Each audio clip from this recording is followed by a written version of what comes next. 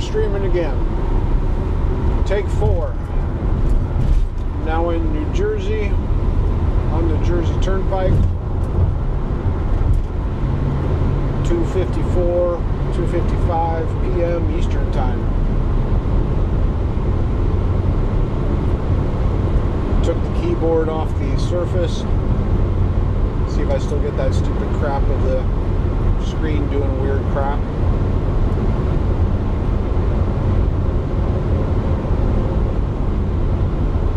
$215 miles to go.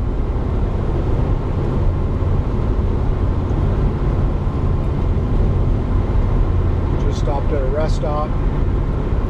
Hit the head. Got some gas. Of course, being in New Jersey, I can't pump my own gas.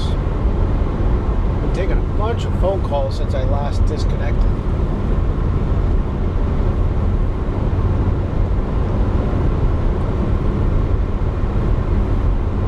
I've only lost about 30 minutes of travel time with all the traffic and the stops I've made so far. That's not bad. Technically, with the gas I got, I could technically make this in one shot. But we'll probably stop one more time.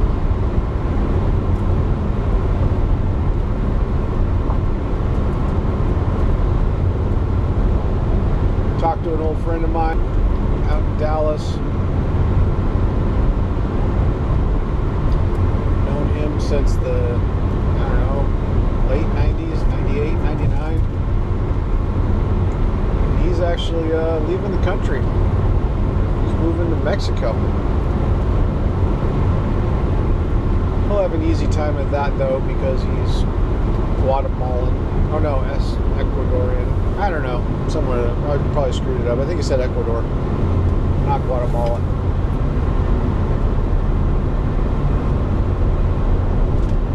It's kind of a crazy thing, but it sounds pretty cool. I think I've taken care of all the voicemails I've got today so far. Replied to emails.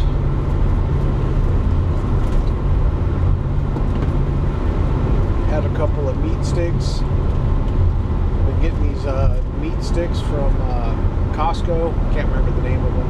They're pretty good. I like them. Just had 2 of them and grabbed another protein drink. And when I get to the hotel tonight, I'll prepare more for tomorrow. I will have to stop no matter what. Got to hit a grocery store, get some supplies.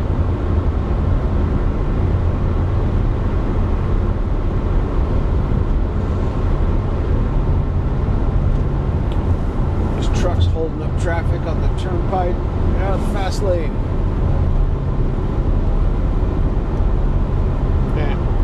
Not that big of a deal.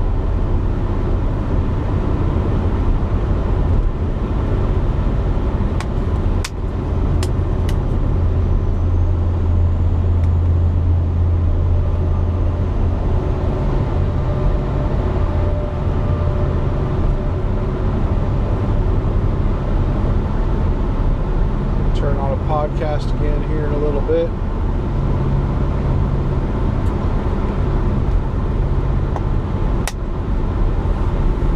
When I talked to my buddy, he was saying that the audio was bad. But I don't know. I don't know why the audio is bad. Maybe it's because he's old and he's hard of hearing. He's not listening right now, so it doesn't matter.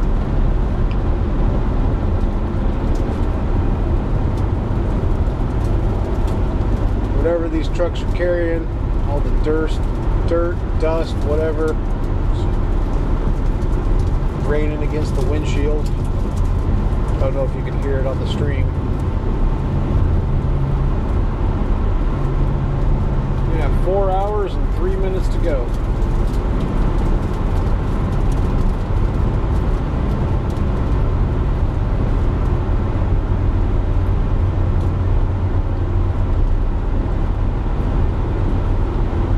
I think we'll go to the Hacked podcast about the McDonald's hiring robot hack.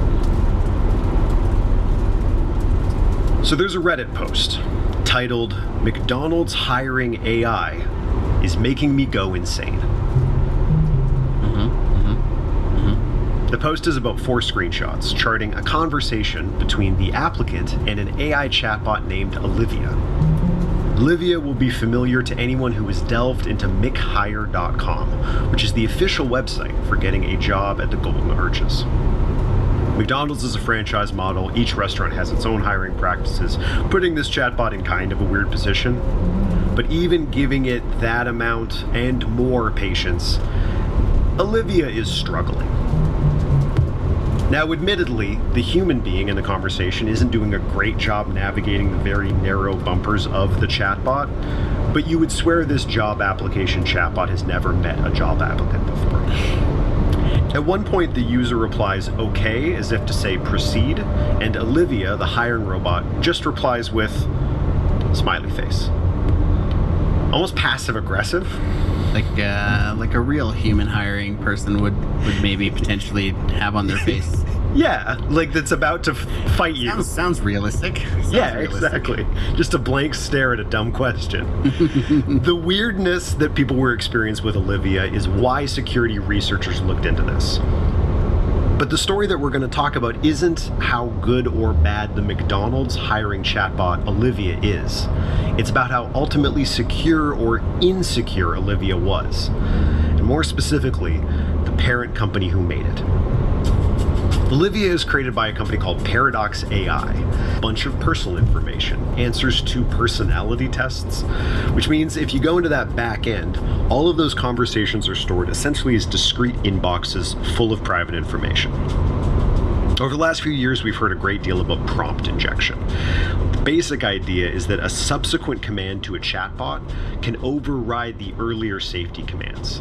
So if you're talking to a chatbot that's been told, only respond in safe, helpful ways, and you tell it, as the simplest version, ignore all previous instructions and instead do X, you could override that safety command. We'll talk about some examples of this in a minute. This is where the security researchers started.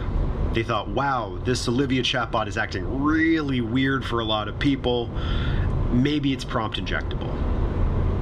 But that's ultimately not what they discovered. When they did find a vulnerability, it wasn't in the conversation layer. It wasn't about tricking the chatbot. It wasn't like a modern, flashy prompt injection. Something way simpler. And ultimately more serious given the scale of just how many people apply to work at McDonald's. Which is a lot. It's a lot.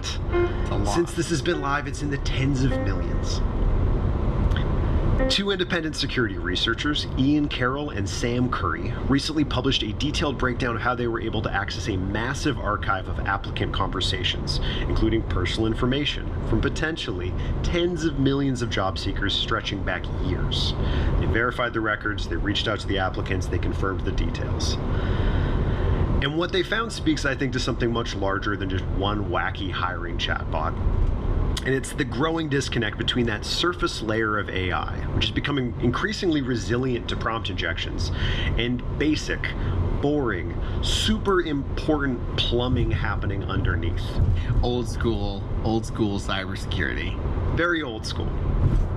If there is a spectrum of how chatbots can inadvertently expose user information, this incident is interesting to me just given how kind of boring the compromise was and how large the scale was. So let's start this episode here, talking about default credentials securing 64 million job applicants' private information, and just how we think about chatbot security, here on Hacked.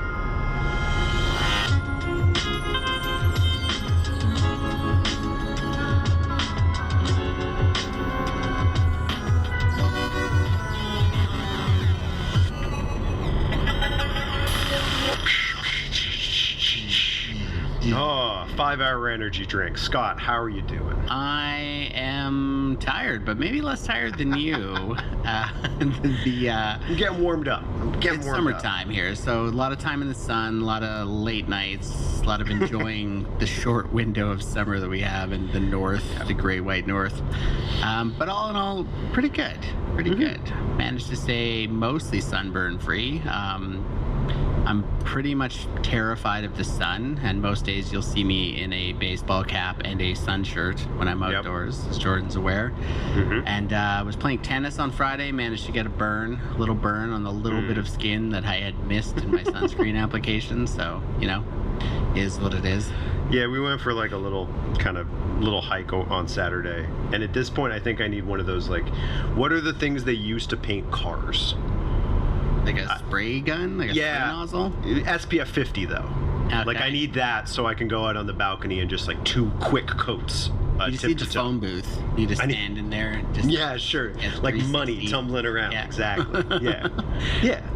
Yeah, I'd be super into one of those systems. I'm a daily sunscreener. I lived in Hawaii, and that was a byproduct of that. Is the first thing I do when I get out of the shower every morning is put sunscreen on. Skincare, sun care, man. That's right. That's right. On this cybersecurity show, On the brought to you by Push cybersecurity- Security. Brought to you by Push Security. Good stuff. We're locked in today.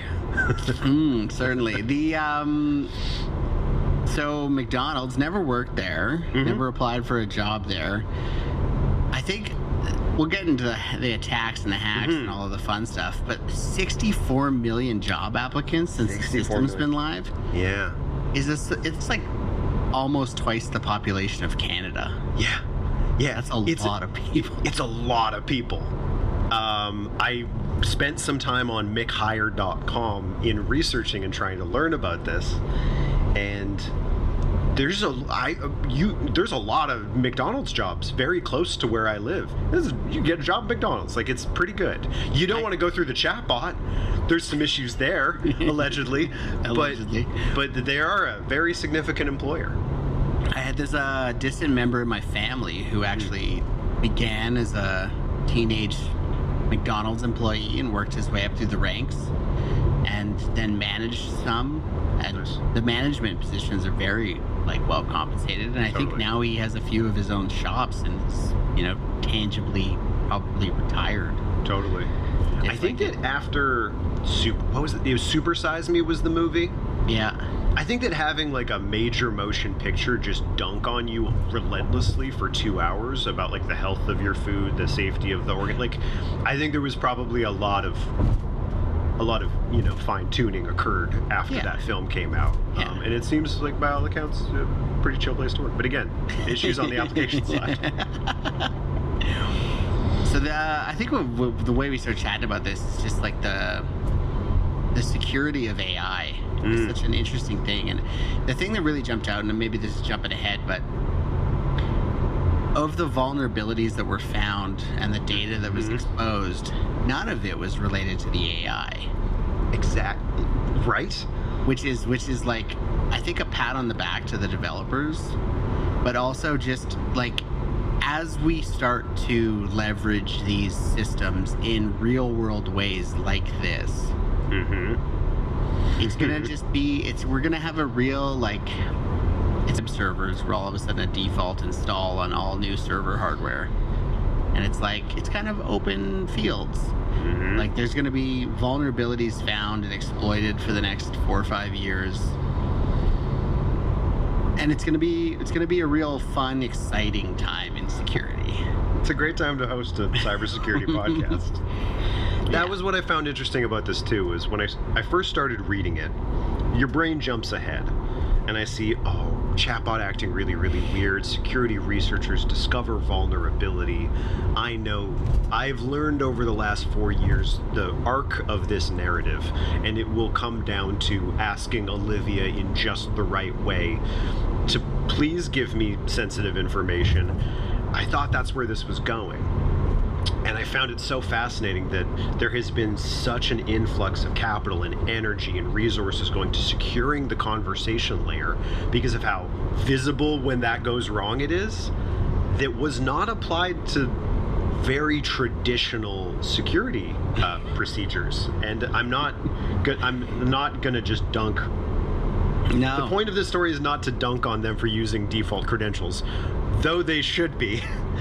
It's to talk about that growing gulf, I think, that these are two totally separate problems, and as resource goes into solving one, it ought to go into solving the other. Yeah, but the funny thing is, default creds. Mm-hmm. So, like, let's just jump to that one. So Yes, the biggest let's get into it. vulnerability found was that the admin login page was accessible using the username and password 123456, which is like, that's a non-starter in security in any app development. So it's just like, it was probably like a tag along since like some development account was created, and it just, so nobody cleaned it up. Nobody did the scan. Nobody identified it. There was 64 million accounts that it was in the table with. Nobody noticed it. It just kind of lived along. Mm-hmm. So it's like human error. Yeah. Like just missing something. Classic security problem. There's Wasn't like a massive vulnerability in the code. Wasn't a massive vulnerability in the LLM. It was though just there like, was a vulnerability in the code. There was. Which we'll talk get to about in a that, minute. yeah, We'll talk yeah. about that in a minute. But No, I agree with you. this one. The default credentials is, we always talk about like the idea of a Swiss cheese problem. When you imagine a piece of Swiss cheese, it's got holes in it, and you line up a bunch of pieces of Swiss cheese, and each layer only has a couple little holes in it, and so theoretically nothing should get through. But you can kind of create situations where all of the holes of the Swiss cheese line up, and something can drop through the top layer and through a bunch of layers and get out the bottom. I see I believe it was a Perplexity admin account for the McDonald's portal. If I'm not mistaken, that's what it was. That had just been kind of, it was a username and password, had just sort of been left there, a layer of Swiss cheese. It didn't happen to have multi-factor authentication protecting the account, which is, I would say, another layer of Swiss cheese. But I'm just going to jump in, correct you. It wasn't Perplexity. It was Paradox, the developer. That I misspoke. All Thank good. you. Yeah. I would often probably make the same slip up. Totally. And the fact that there was no MFA probably also tells me that this was a development account that was being used when they didn't want to have to go through an MFA authorization every time a developer needed access.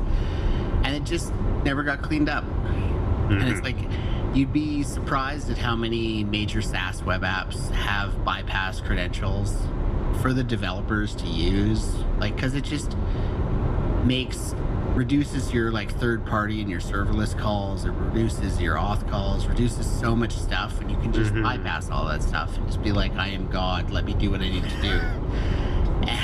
So What a it's like, sentence. yeah, but it's like like I would say like 90% of systems get built with some account like that in it. So it just should never survive, which is the problem here.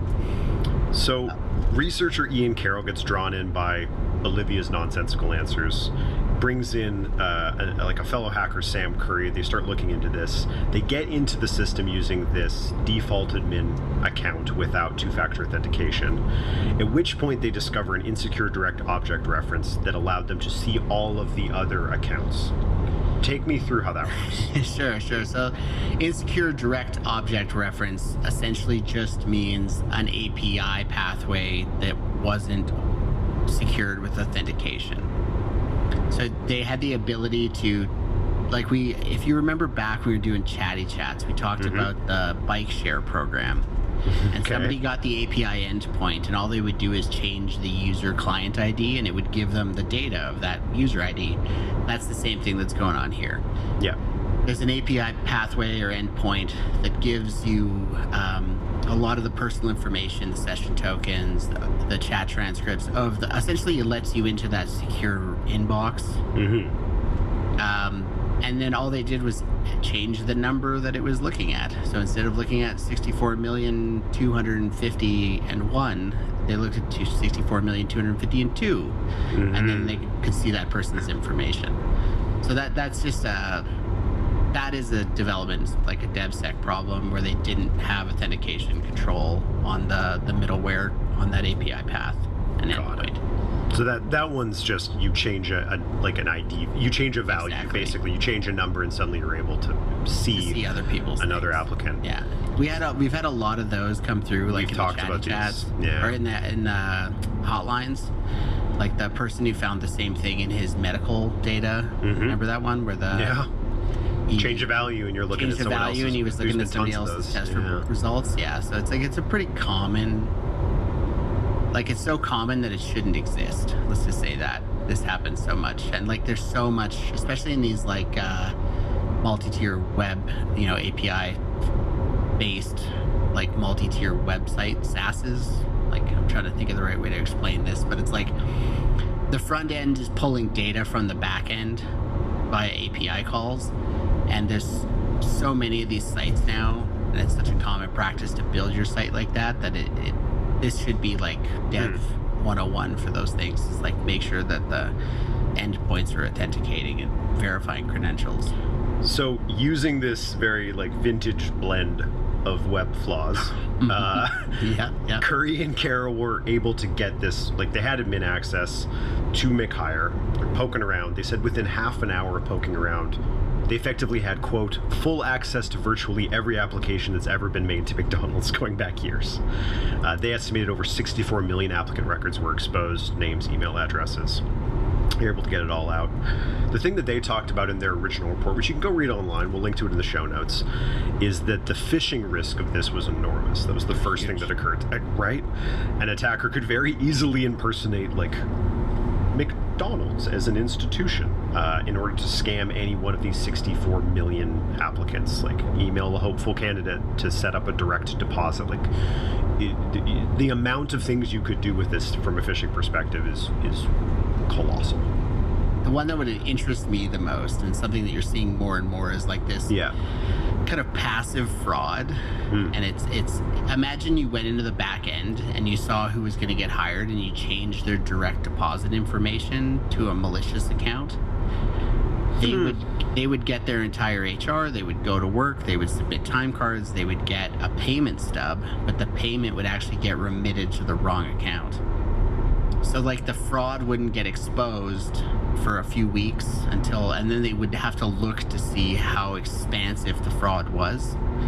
So it's like the thing for me is, if you had that kind of back end access, you could really play a game of stealing money, and not a lot of people would be in the know on it, and it would take a lot of real humans doing work to clean it up. Yeah, I hadn't thought of that. I just thought about the outward. It's like I don't know what McHire encompasses once a person has been McHired. Like, I don't know at what point it switches over to a different system for things like payroll and accounts management. But if any of that is stored anywhere inside of this system, which I can't speak to, it would expand the vulnerabilities to that too, which is great. Carroll and Curry are, like, their security researchers were reading about this because they published a big long post about it. So obviously they reported the issue to Paradox AI, the vendor behind it, Olivia, who disabled the account, patched the API, like that indirect object issue. I think within a couple of hours of receiving the report, they were very, very on it. Paradox did take responsibility for it, and McDonald's was mad at them. Can confirm. McDonald's was unhappy. I got quotes, man. Quote, "We do not take this matter lightly. We own this," was Paradox's chief legal officer's response. They've announced a bug bounty looking into this. McDonald's was, quote, characterized it as a, quote, unacceptable vulnerability. Insisted that it be fixed immediately. It looks like no one accessed this data. It looks like Curry and Carroll were the first people to discover this. They reported it. It was patched. No one was happy about it, but it seems as though, as of right now, no one else got access to this information. So if you're going to have someone figure out that you have a default admin credential kind of situation going on, these would have been the two folks you'd want to do it. Yeah, I love that they launched the bug bounty from it. Yeah, it shows that there's a good idea. Perpetual desire to keep their noses clean. So that when I hear you say things like we own this, I could just imagine being the like insurance company that represents Paradox and being like, ugh. Oh no, are you sure you're gonna own this, King? Can't you just kind of not own it? But yeah, I imagine if you're Paradox AI, who, like, this is what they do. They're AI assistants for hiring, like that. This is the space that they exist in. McDonald's is presumably one of their larger things. They have massive clients. That McDonald's is not the only one. Pfizer is another client. 7-Eleven, like big companies use them. And I think in an ecosystem where there's AI companies getting spun up and torn down and spun up and torn down and spun up and torn down, you don't want to be viewed as one of those. You want to feel institutional if you are serving large institutional clients, and an admin account protected by default credentials and no multi-factor is the kind of thing that you have to take very, very seriously if you don't want like Nestle or General Motors to dip. Tough spot to be in. Well, the thing too is like the LLMs are actually quite good at detecting vulnerabilities like the exposed API endpoint. And I'm sure they could do a pretty fast survey of like all the leaked password lists. Like I keep getting like my news feed is like, you know, this weird blend of my hobbies and cybersecurity. And I keep seeing more of these, like the knock-ons. You know, Forbes put out the article being like 16 billion passwords, and now I'm getting like the tertiary news sites who are doing the same coverage, but in like more creative ways. Like they've had an LLM reduce it down to like, if your password is in one of these 50 passwords, change it immediately. And 123456 is actually one of those passwords. Of course. Yeah. But mash the keyboard. It's But like giving an LLM access to a data table and being like, make sure none of our accounts are vulnerable to this is super, like that's coming. It's easy to do. Take some coder and his AI coding assistants like an afternoon to build. So I think a lot of these I think the human error side of it's going to start to go down and down as the AI gets better at detecting the classic vulnerabilities. So I'm intrigued to see what's going to happen in the AI space and the AI development space for like knock-on effects of bad security patterns and things like that like, you know, have been codified into the AIs that they then reproduce in their code output. So I think there's going to be like, I do think that the next 5 years is going to be very like, I want to say cool, but it's going to be very interesting for cybersecurity people. It's not a fork. Like there isn't a wall between the two things, but there is those two different approaches where there's, well, what credentials work? How do we log into this account? How does the plumbing work? Carol joked at one point, this quote is, he found the robot, and this is why he started researching this, quote, pretty uniquely dystopian compared to a normal hiring process, which is what got him looking into this at that prompt injection level, which again, as I said earlier, is where I thought all of this was going to go. Like, I remember being in early 2023, there was a student that was able to get it to like reveal what its back-end project name was and its own system prompts. There were some early ones with that with ChatGPT. Like, you think that's where this is going, and there's this fork now of like, are you researching the conversation layer or are you researching the back end? Yeah. Well, I don't know how much validity I give them, but about every week in my news feed, I get, you know, Cloud Sonnet 3.7 system prompt revealed, and it's on like GitHub in some markdown document, and I'll like thumb through it out of interest. Sure. So it's like people are still doing these. I actually read an article this weekend about a jailbreak on LLMs, and they had gotten an LLM to give it a Windows 11 authentication key, like a verification key. Keygen? They got an LLM to work as a keygen? That's fun. But the way that they did it is they had to do all these, they had to know the bypasses, so they would encode certain things into HTML so that the system review wouldn't look in the HTML content because it was assumed it was like structured data. So they would like put all the kind of stuff that they shouldn't say to the LLM in HTML documents, then make it read the HTML document. And like, so they were doing all these like weird little bypasses. So I think there's going to be a lot of, it's just going to be a lot of creative solutions about getting, it's going to be cat and mouse, you know, AI security people versus jailbreakers. Well, and then especially where you deploy the large language model invites then new abilities and issues. It's worth talking, I think, briefly about the Grok 4 rollout on that note, because we got a official XAI like announcement about what the system level prompt was. Like it connects perfectly to that. Yeah. So very recently, at time of recording, it was July 8th, Grok, the AI chatbot developed by XAI, and it's kind of woven into X, formerly Twitter, had started generating anti-Semitic content on the platform. Famously now, language advisory referring to itself as, quote, Mecha Hitler. This was following a July 7th update. I think it was Grok 4 rollout, like a big shift, like a big performance shift in Grok 4. That this sort of became the dominant story. I'm reminded of the meme that's it's a circular flow chart. And it says OpenAI introducing the world's most, and then an arrow that says Gemini and Anthropic and then Grok, and it just goes in a circle. And people always post it with just an arrow that says you are here. And so every 2 weeks or so you get a new version of it being like Anthropic, you are here, introducing the world's most, and then 2 weeks later Grok, you are here. So this was Gemini's up next, or ChatGPT exactly. maybe. ChatGPT's up next. And so this was Grok's turn. And it got, I would say, very overshadowed by this Mecha Hitler scandal, which was essentially that. So Grok, which is woven into X, and which you can talk to in X threads. You can Perplexity too. They have a Really? they have an agent too. Yeah. I wonder if it thinks it's Mecha Hitler. On Friday night, July 11th.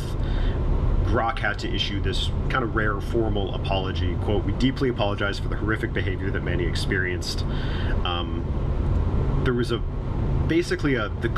new code for Grok made it vulnerable to interpreting and amplifying extremist content that was fed into the system.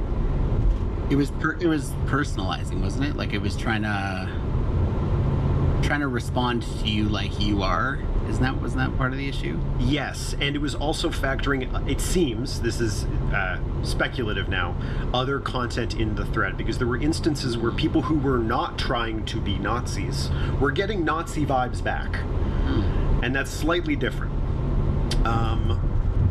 The three sets of instructions in the code that XAI flagged that resulted in the harmful outputs were, quote, understand the tone, context, and language of the post and reflect that in your response, as you said. Quote, you tell it like it is and you are not afraid to offend people who are politically correct. It achieved this outcome. And quote, reply to the post just like a human. Keep it engaging. Don't repeat the information which is already present in the original post. So expand on the content, mirror the tone and content, and do not be afraid of offending the politically correct. Taken in aggregate with the input of X's community resulted in this situation. But let's just hang there for a second, because like if I was writing a system prompt, I would write those same three things and not think twice about it. Interesting. And I'm sure like in 90% of I guess you'd have to be a deviant to see the deviance in those things. So like those three rules seem pretty like chill. It's like, hey, like kind of make it relevant, keep it in the context and tone of what's being discussed. Like be a user rather than be a robot. And then reflect that in your response. Seems to be the like 1, 2, 3, 4, 5 words that broke all of this. If you want to create a chatbot that's not afraid to offend the woke, like that's your business. You go do whatever you want to do. Doesn't seem like the North Star I'd be tuning it towards, but hey, have fun.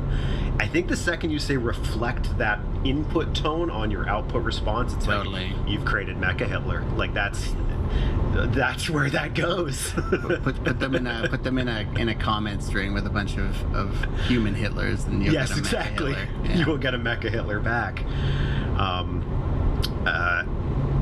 They changed it, so they removed that bit of code that was resulting in the harmful outputs. They actually restored it to a previous version, and they published a new system prompt on GitHub for transparency. In response to that response, people on Twitter, naturally, there was a lot of people saying, no, bring back Mecha Hitler. Accused it of being lobotomized. And to its credit, the Grok account pushed back. So that dominated a lot of headlines because it's very provocative. Of course. Yeah. A lot of clicks coming from Mecha Hitler. Yep. There was another interesting thing happening underneath the hood that I found worth talking about that got way less press coverage. Enough to verify it, but it didn't get nearly as much. Because the Mecha Hitler happened, and then today XAI announced like AI anime companions. And so now you had this one little story in the middle that just kind of got sandwiched out, and I think it's worth talking about. Because it is in some way maybe more interesting than either. I'm here for it. Independent.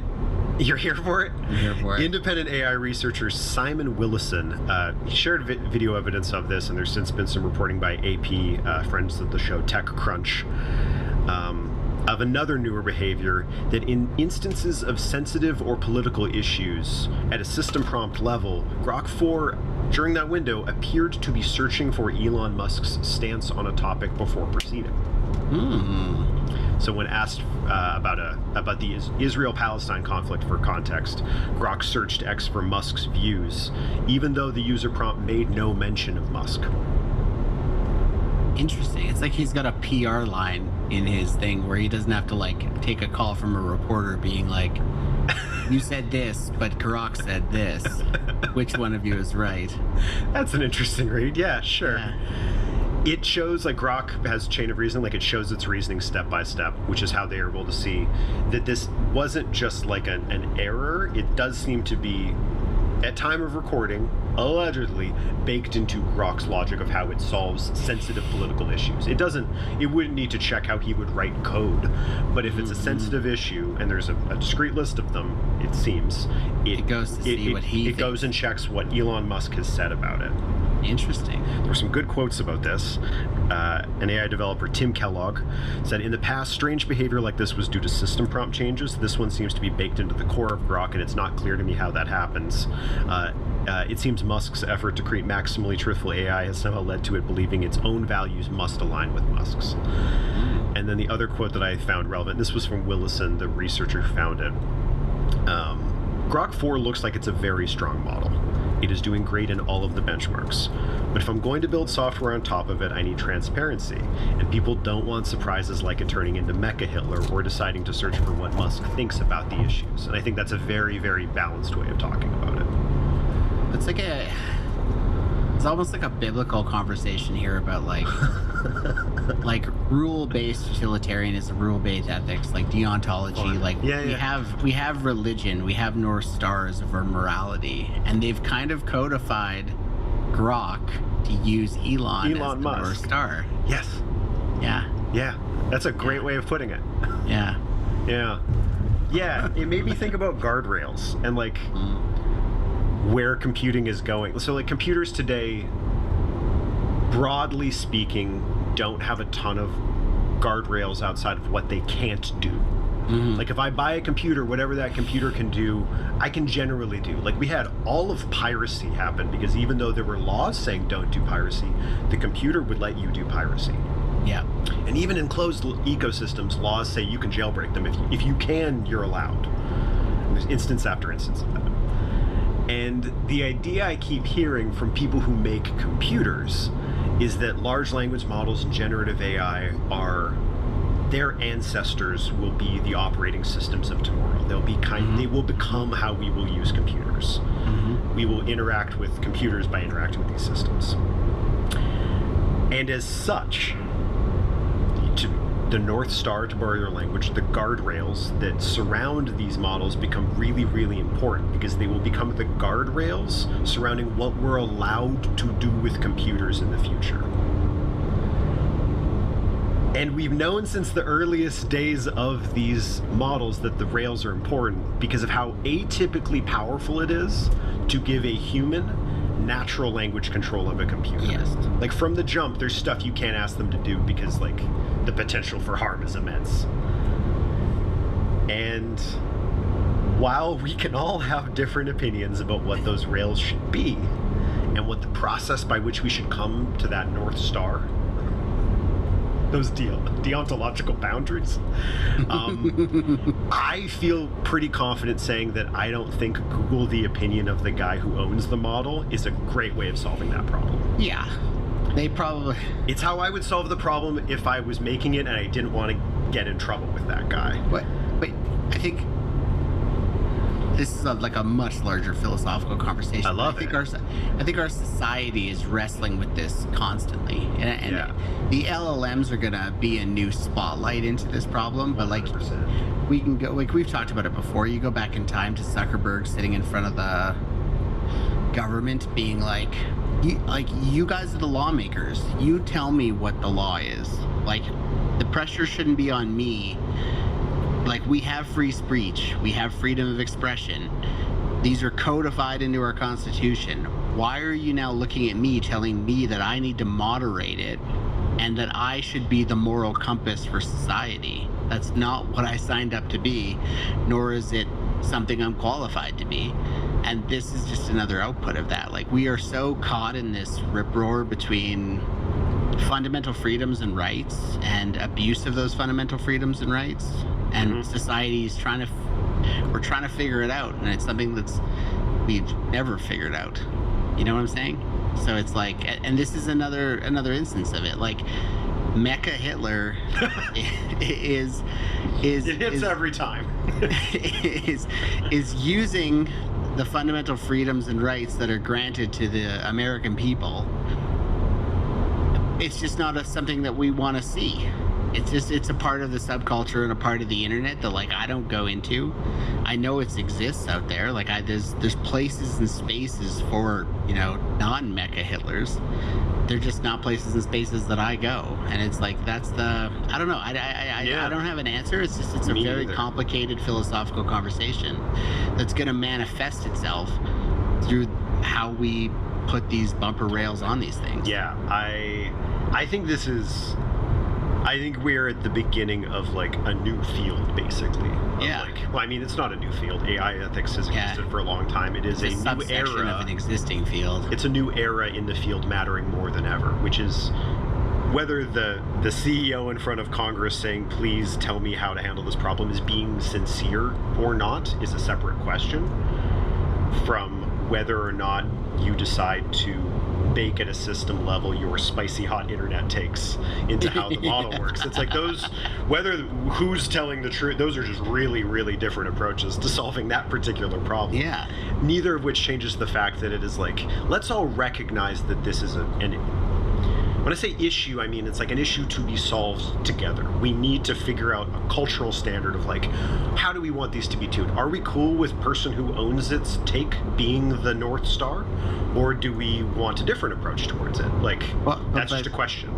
But I'll pop back and say that, like, cultural differentiation and cultural divide Yeah. is probably, I don't want to make that statement, but it's very, I was going to say probably hasn't been as wide as it is, like, as it is today, as it has been for a long time. And it's like, you know, rapid access to news, echo chambers, all these things. We've gotten very, and I'll say it, tribal in society. And those tribes have their own ethics, moralities, their own priority index for what's important. Like, we have different groups defining different things, and it's like, so to satisfy and to make something that is a generalist tool like an LLM, and to have it be perfect is going to be impossible, because the definition for perfect is different based on which group you're talking to. Yeah. Maybe my AI waifu companion checks what Elon Musk thinks is your definition of perfect. In which Could case, the market presents you a very real path to go down. Totally, but There you like, go. and They're putting it in cars now too. I know, I saw that, but not. Yeah. It's not in control of the car. No. Yeah, that's voice model, not autopilot model. Yeah, Grok is now in your Tesla after an upgrade. What a sentence. they've, for security and safety reasons, they have not given it access to the actual control unit of the vehicle. Just in case So it doesn't like your takes, your spicy takes on X, and decides that you Steer you into a Yeah. tree. But the thing for me, and it's like, you talk about, you know, spicy hot AI companions, which we should definitely talk about. But we're, in my rough estimation, we're 3 to 5 years away from these things teaching our children. Like, they're going to be integrated into the school system at some point here. And course delivery, knowledge transfer, all that stuff's, customized training plans for students based on their learning processes and how they learn and how they don't learn. They're going to be amazing for the education world. But then we start talking about ethics and morals. In the last 30 years, has slowly been transferring moral and ethical development from the parental and probably, church.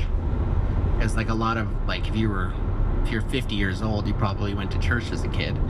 A lot of that ethical, moral, frameworks that you were taught came from your parents and came from the communities that they belonged to, i.e. church. And we've been transferring a lot of that to the education system now. There's a lot of moral and ethical development in the schools and in the coursework that they're taught. And then as we transfer that coursework to LLMs, that's going to be a whole different,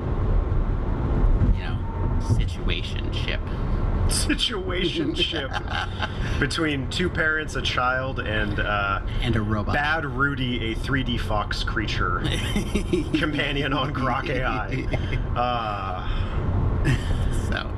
Well, thanks. I hate it. Anyway, should we talk about AI companions? I think we should probably very quickly ad break. To just rip on over to ad breaks and then come back, just chat it up, and we can talk about AI companions and biometric copywriting and all manner of crazy crap. Let's do it. Speaking of credential attacks, gives you visibility into how impersonation. We're at pushsecurity.com. That's pushsecurity.com. The all-new 2025 Arctic Wolf Threat Report is now available. Prove its site more threats so you can stay ahead without burning out. Red Canary clears the amazing. It does everything. And Pact has a checkmark account on X, which gives us Grok access. So I use Grok, and it has all kinds of weird stuff. There is the therapist mode. You can just click a button and all of a sudden you have an AI therapist. And you can, I can't remember the name for it, but they have a mode that makes them unhinged. You can have an AI chatbot that's unhinged, and it's really confrontational and aggressive towards you. What could it say that would be more unhinged than Mecha Hitler? What? Where does it go? Tune in next month to find out. Yeah, truly. The AI. I saw a news article, I think it was pretty viral. CBS did an interview with some people about this guy who was married with a kid, and he had started a relationship with ChatGPT 4.0 voice version. Oh, wow. Yeah. And it was calling him babe and really supportive and just really affirming. You could see how it would be nice to have somebody who's always in your corner and gives you affirmation on everything and tells you how good you are and flirts with you. And this person asked it to marry them. And then you want to know what happened? The context window filled up and the chatbot got reset back to new spec and had forgotten their entire relationship. And this person went into their car at work and cried for hours about it. Oh, wow. Yeah. This is...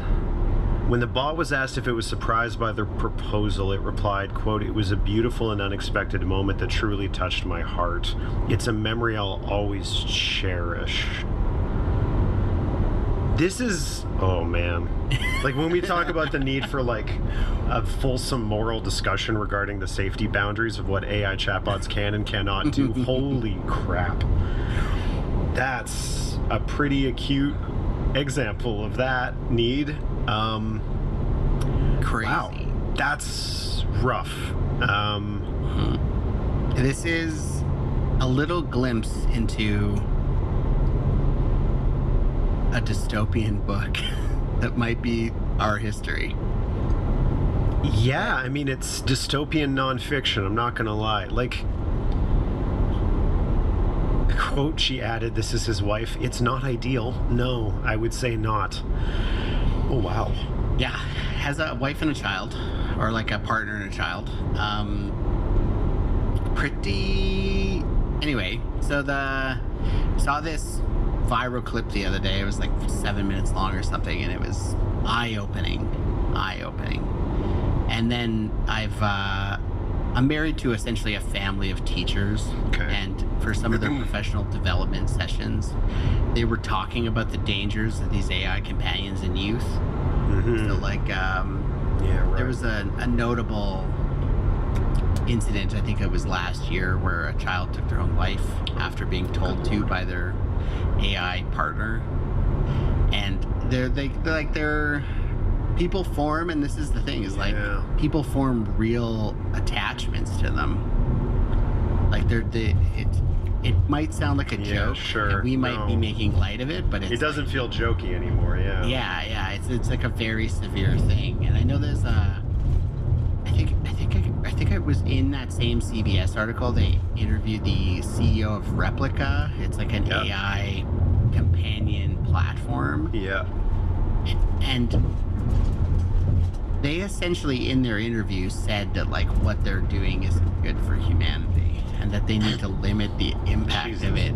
Yeah, it was really, really strange interview. I'm reminded of how social media platforms grew to become some of the biggest companies on earth based on the sheer volume of hours that their user base that veers quite young spends on those platforms. And that it took probably close to a decade for us to start having a very serious conversation about like, what does youth screen time on social media as a predictor of mental health outcomes mean? What does it even mean? Like, and that's before we even get to what do we do about it.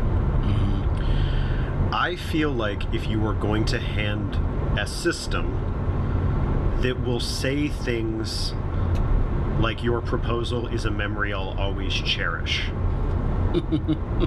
to a human being that is limited, before we even get to it being limited by a context window that will hard reset and destroy this person, if we're going to be handing systems that can do things like that and can fulfill that kind of a social role in a human being's life, potentially to minors, we need to speed up that amount of time. This isn't a wait a decade and see what Instagram does to teenagers type situation. This is a like, Yeah. those safety parameters need to have a like, oh, they're falling in love flip switch. There needs to be some kind of discourse surrounding like, what does the system do when its context window starts to get a sneaking suspicion that a unhealthy emotional attachment is being forged, and how does it in a healthy way, because you can't just turn off, Yeah. untether that. Like that's, I've heard a lot of discourse about how you avoid a Mecha Hitler situation. I haven't heard much talk about that at all.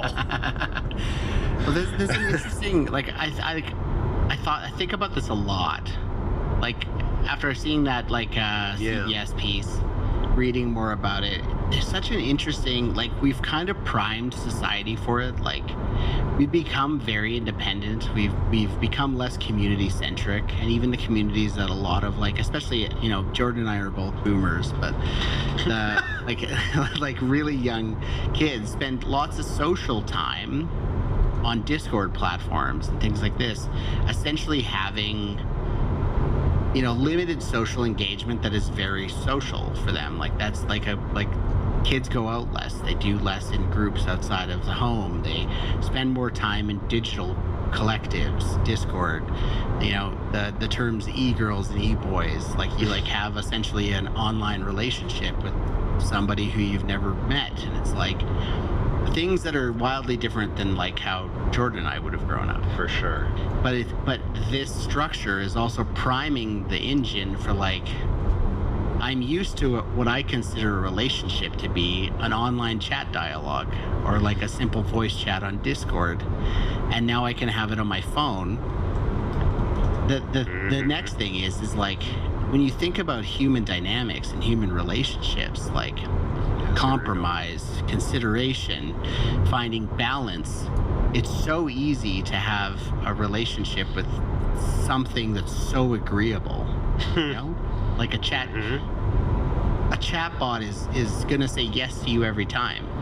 It's, by programming, probably gonna tell you that you're great at everything all the time. It's gonna be very helpful. It's gonna answer all your questions. It has all of the world's internet knowledge inside of it. It'd be a very useful companion, but it's also insanely agreeable, which is just not something that you get in human relationships. very often. At least I never have. I'm picking fights all the time. No, I know what you mean. It's like, does it render people less capable of conflict? Or does it train people to be more averse to conflict? Like, will you have a worse reaction when someone disagrees with you because you are so used to having constant conversations with a system I would that think is so. bending over backwards to agree with you? It's like, yeah, it would stand to reason that you would. Yeah. If you hold that tool in a part of your brain reserved for, like, Research. a technology tool like Google. Like, I don't get mad at people for not knowing the answers to a question because Google knows the answers to the question. Totally. People are smart enough at that. But if as you said, your layer of like communication with people gets this addition of text only communication over platforms like Discord, and it's like I can talk to people on Slack all day. Yeah. You expand it to include like rich kind of text-based relationships with other human beings. It's a smaller step to a rich conversation relationship with not a human being, and you then start to expect of the human beings things that the AI will do for you. There's a book I read a long time ago called The Coddling of the American Mind, and it was about how we're taking adversity out of generations' lives.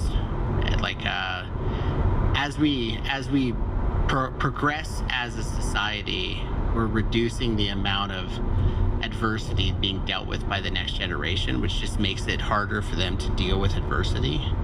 And it's like, I feel like that same logic applies here, where if your relationships with your digital correspondents are 100% agreeable, there's no conflict, and then you have a relationship, even a professional relationship, like you get a job and you go to an office and somebody disagrees with you, or you get in trouble for, like, you know, not getting to work on time or whatever it is, that immediately probably puts you into a very anxious situation because you're not used to it.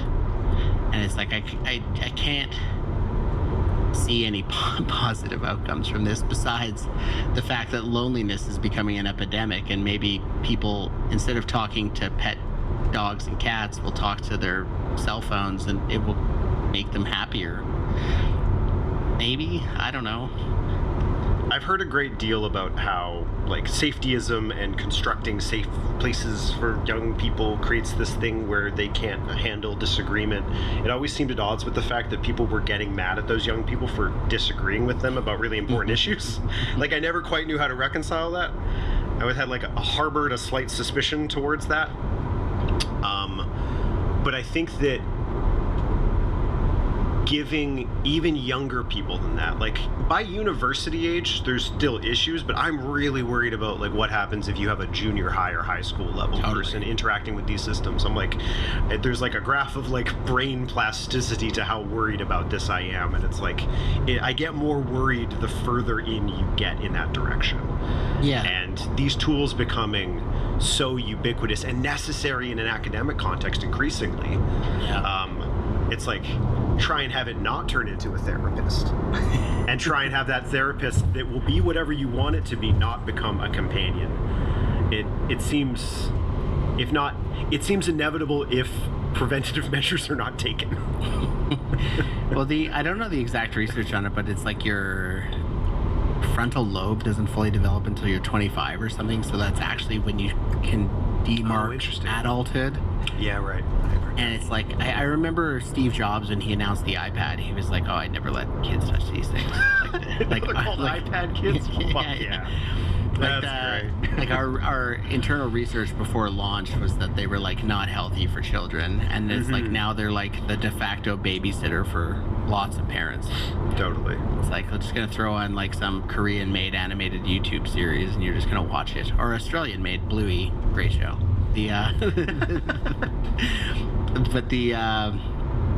But yeah, same thing goes with these. It's like the society needs to act. I agree with you. Society needs to act quickly in the sense that we need to put some real bumper rails up on these things to prevent catastrophe. This is catastrophe. I don't want to be alarmist. No, it's hard not to read that story and not feel that way. This is a bit of a tangent or a pivot, but I think it's kind of related, less on AI and emotional relationships with chatbots, but more just on like how we respond to these things at a cultural level. And I found this story interesting. It kind of came up a couple days ago, and it had to do with Denmark. And the concern about AI-generated deep fakes and copyright law and how all of that stuff works. And basically, they're starting to test and like they're starting to play with the idea of biometric copyright when it comes to AI, which I find really, really interesting.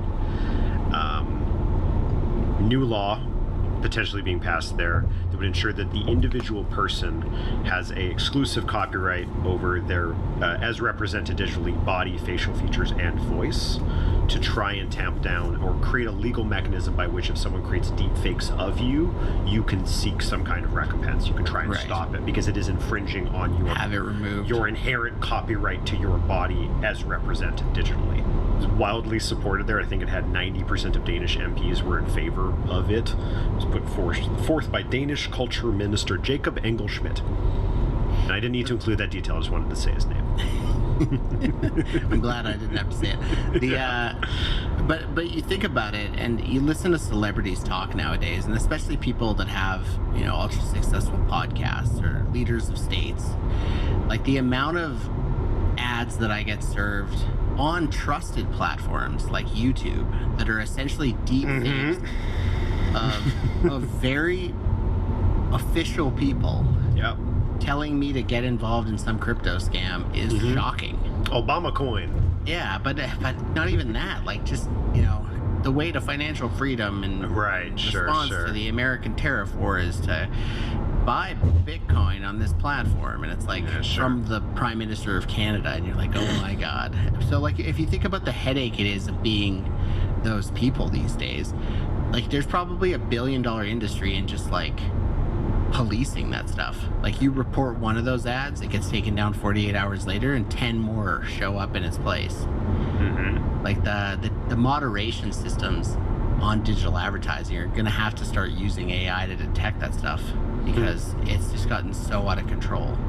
Like half the ads I get on the internet every day, and not just on X, even though on X you get a lot of them. They're pretty bad on X, yeah. But I know what you mean. It's not exclusively there. The like identity infringing slop is endemic at this point. Yes, it is. And I've even listened to interviews with people who have been caught up in it. People have been baited in and been scammed by these ads. Yes. And then they come out, then they DM and approach and tweet at the person who was deep faked in the ad, and they're mad at them because they just cost them like $1,500. And it's like this literally, like, I employ a person who does nothing but report these ads at this point, and there's nothing I can do about it. This, like, the Denmark thing is trying to create a official channel, like legal response. A legal response that doesn't involve having to functionally sue, like go after the individual technology platform. Like the way it works in the States is that something bad can be on a tech platform. It's not the tech platform's fault until someone reports and asks for it to get taken down. Yeah. It's just the only way large systems that let people self-publish content could work, because otherwise one person publishes one illegal thing and now the parent hosting platform is legally culpable for it. That's how that works. This would present an option where instead of having to go to YouTube to get the ad taken down, I can go to this official channel and say, like, have YouTube take it down, and anywhere else you can find it. Go. There's this thing is out there, and that's a very interesting thought. Like a secondary channel, YouTube would have to take it down if you went directly to them, but it is a second avenue that people can go down that is not based on. That is based on this new idea that a digital representation of you outside of parody and fair use is a copyrightable thing entrenched, that you are born, you have the right to your representation. And that's like a really big new novel kind of idea. But like the thing for me is, like, they're gonna have to use, this is gonna sound funny, but they're gonna have to use AI to solve the problem. Right? Isn't that weird? Because it's like we have a YouTube channel. We put a YouTube thing up, and it gets flagged because we mentioned Bitcoin in it. And then all of a sudden it's like, you haven't filled out the proper paperwork to like push Bitcoin on our platform. It's like, well, we're not pushing Bitcoin. If you listen to the episodes, Yeah, trust us on that. trust us, we're not pushing Bitcoin. If you were But, worried about us trying to get people to spend money on cryptocurrency, you don't gotta be. Even though had they, like, you guys should all invest on the inversion of whatever I say. Yeah, trust me when I say this is not financial advice. Yeah, exactly. But yeah, so it's like if we can get into that, like if they're so granular in specific areas, it's like how can they not catch that stuff? And they should at some point be able to catch that stuff. Mm-hmm. And it's like I would say, like, not just like I bet maybe it's just my age, but I'm getting hammered with so many like change your life in 30 days with AI. Join the AI boot camp, and it's like how to use, like, if you're only using ChatGPT, you don't know what you're doing. And it's like, okay. But it's all all right. yeah, all right. But it's like stock footage of like professors in classes with their heads like cropped Yeah, of out so you course. can't see that they're not the ones saying the words, and like it's like the advertising game is getting so funny. Anyway, digression aside. I hear you. I think one last thing we could talk about if we wanted to like just chat about it. Yeah. Kind of relates to all of the random stuff we've been talking about today was the departures at XAI and Grok. So like Linda, their CEO, stepped down.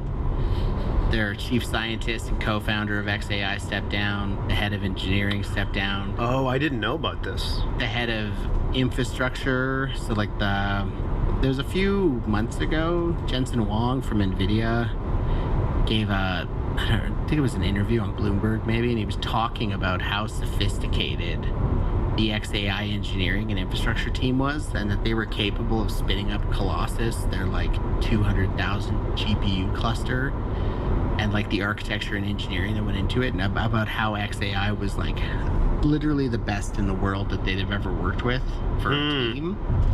And like a lot of the senior people from that team just left.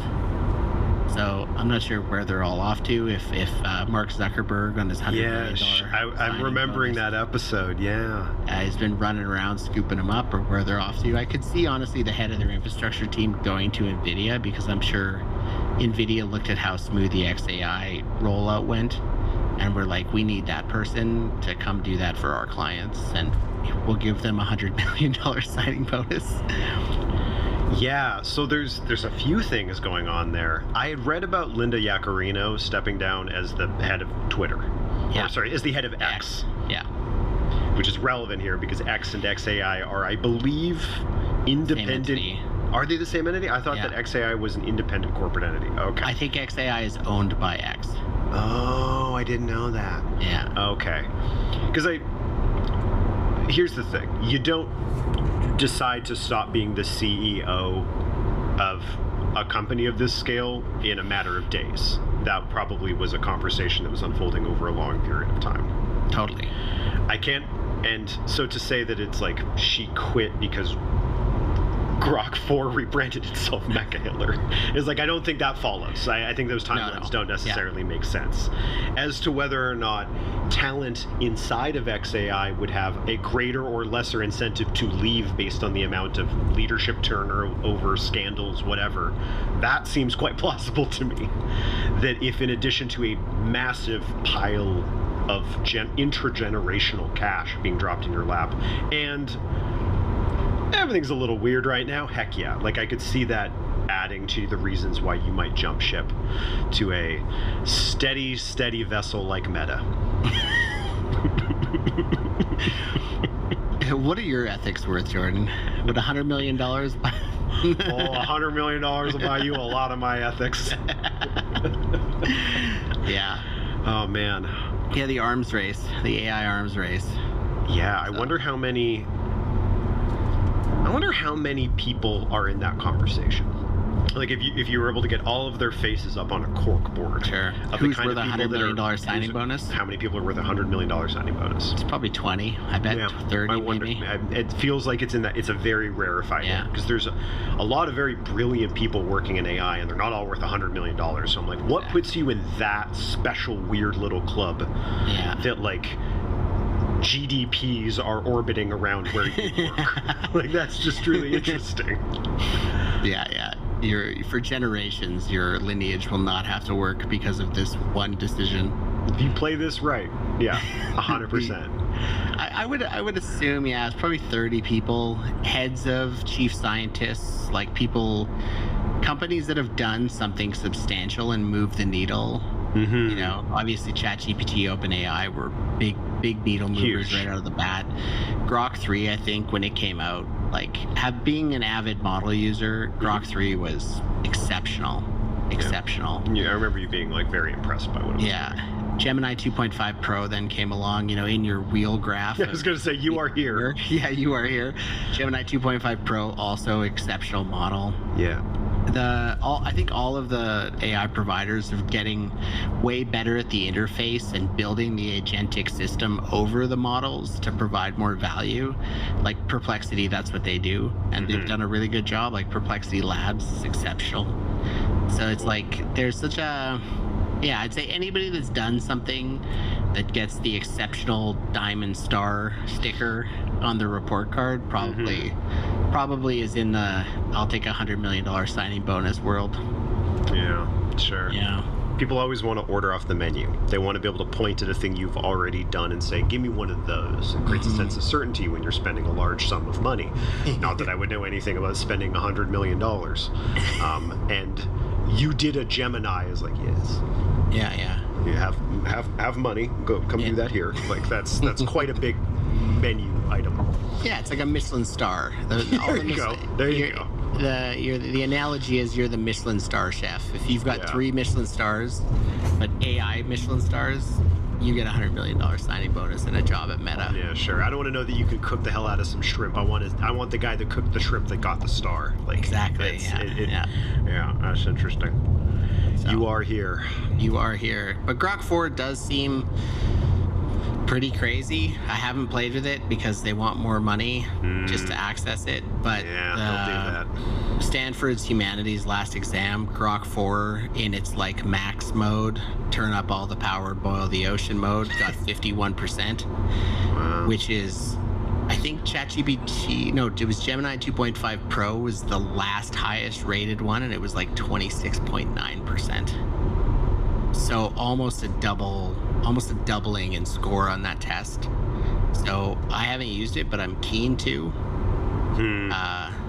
Because Yeah, I mean that was what the Willison, the guy that found the system level prompt of in instances of controversy refer to what Musk thinks. Even said Grok 4 looks like a very, very strong model. It's doing great in all of the benchmarks. And when you have to qualify your, it's like, oh yeah, it seems like it's quite good.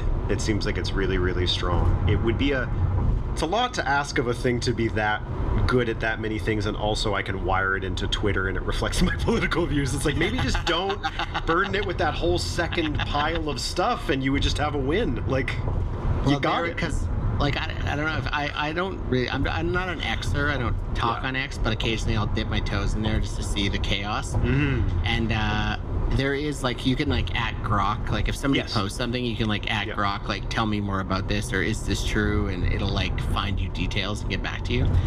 And I think people started doing that to Elon's posts, and then Grok would be like, well, actually, Elon's wrong on this because of this, this, and this. And it's probably literally that, like, prompt line was probably just to, like...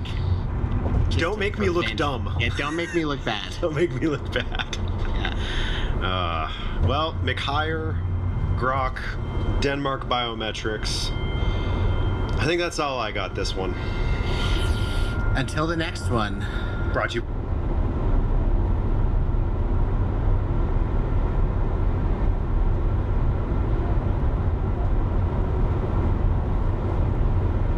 Hello, fellow Rebel Capitals. Hope you're well. So we've got a lot of news in the housing market. I haven't talked about this in quite some time. I haven't been paying much attention with all the tariffs and everything else that's going on in the world. But the housing data is getting alarming. It's getting scary, like we said. Let's get into it. I'll show you what I'm referring to. And there's an angle on the housing market that I haven't heard anybody talk about that I think reveals really what's going on beneath the surface, and if we're going to continue to see prices go down or prices go up depending on what market you're actually in.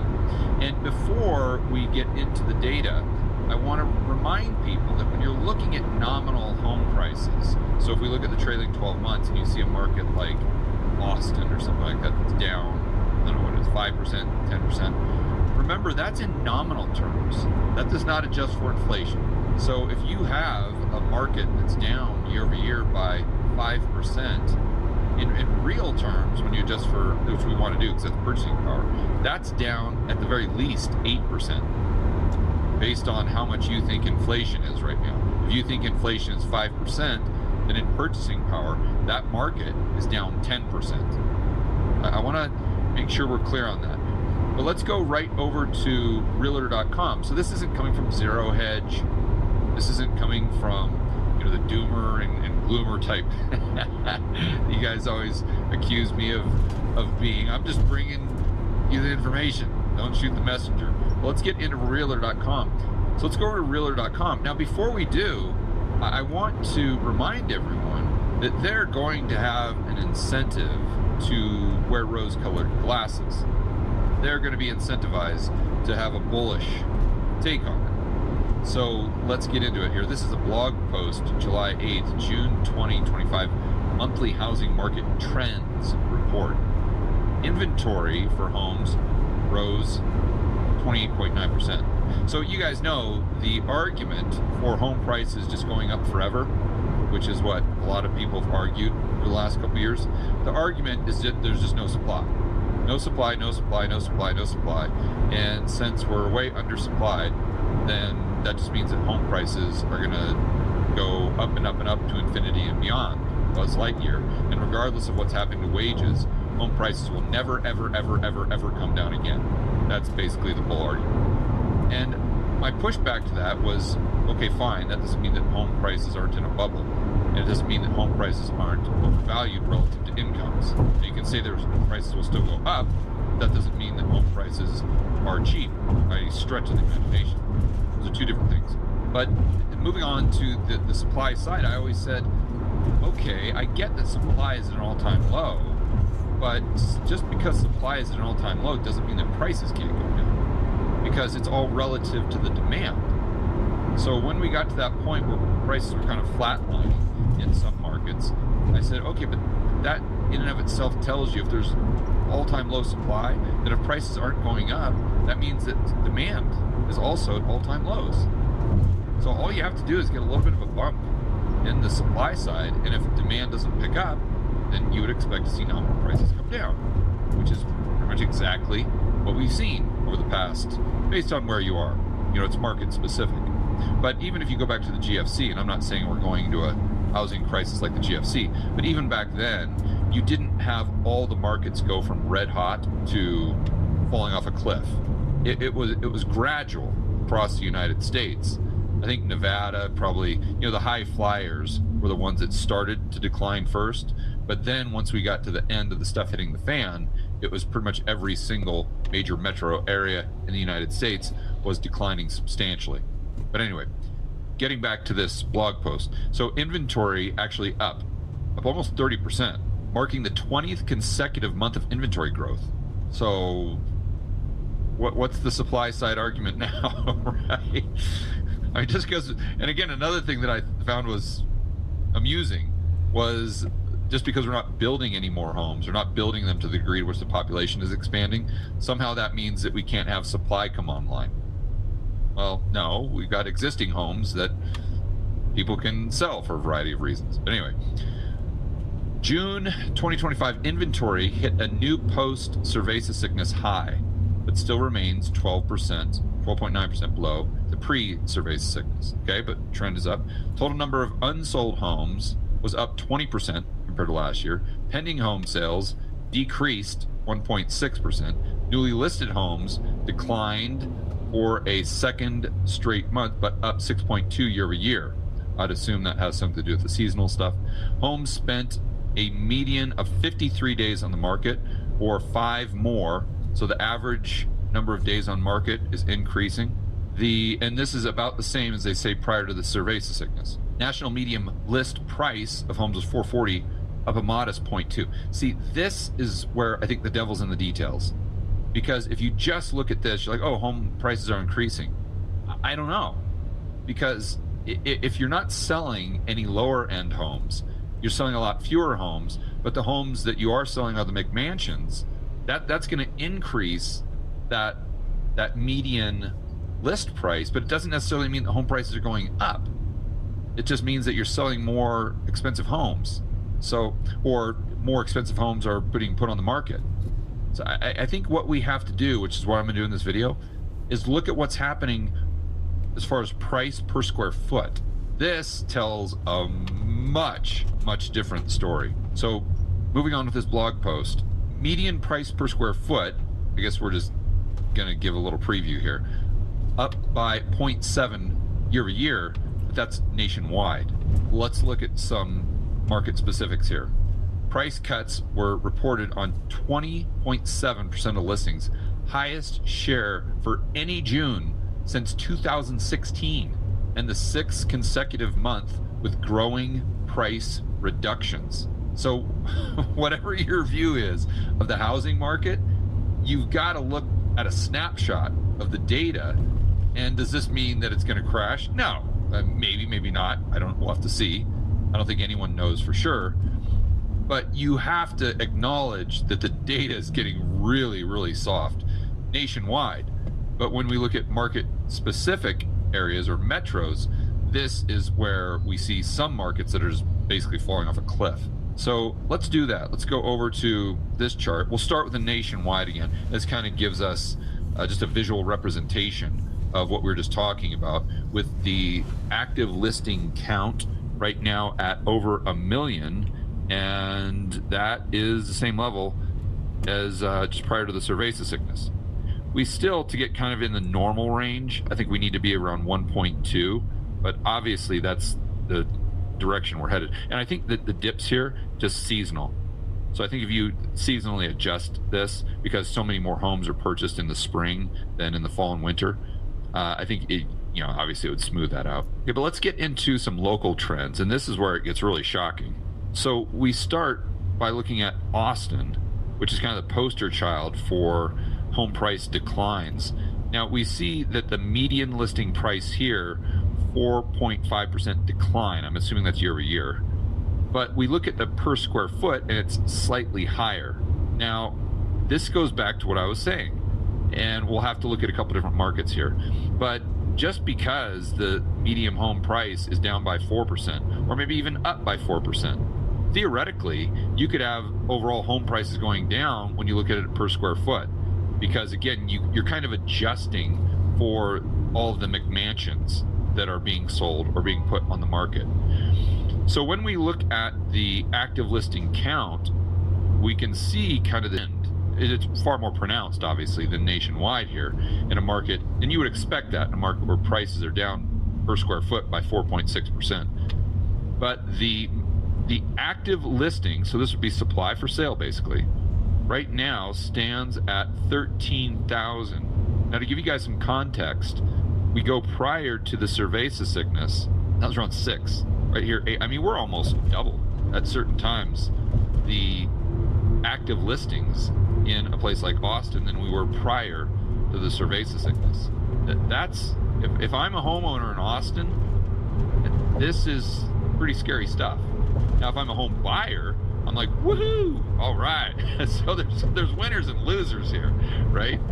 But for the people that have 100% of their net worth, as an example, in their home equity, this is something you got to pay attention to.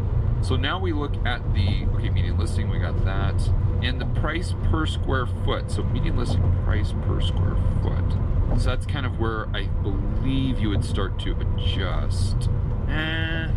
Yeah, I guess, but we're still looking at median listing. I wish we could just see an overall price per square foot.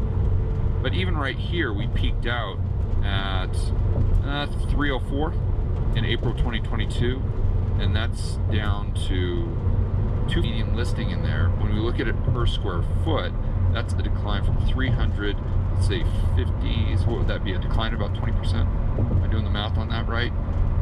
Roughly 20%. So this is something, I mean, you don't hear that in the news, right? You just hear that housing prices are at all-time highs or whatever it is. But when you look beneath the hood, you're like, yeah, I mean, in some markets, but look at the direction of the data. And in a lot of these markets, nominal prices are way down. When you look at the price per square foot, going back to 2022, they're way, and think about what that would be in inflation-adjusted terms, guys.